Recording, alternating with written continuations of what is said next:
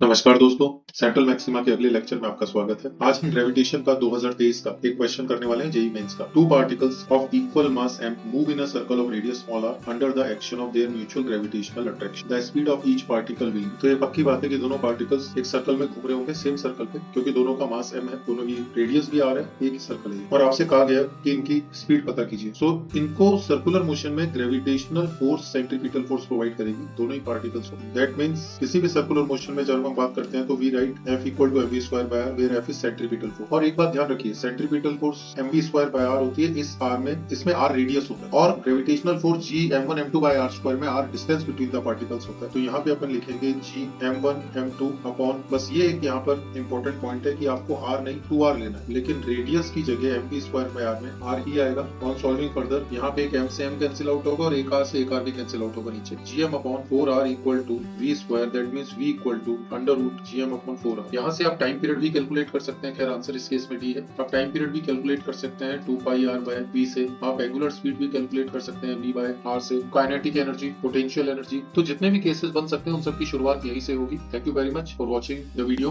Please share, subscribe, and अगर आपको किसी भी चैप्टर में या किसी भी टॉपिक में कोई भी कंफ्यूजन है, कोई क्वेश्चन आप पूछना चाहते हैं, so you can mention it in the comments. जय हिंद, जान लगा ठिकान की।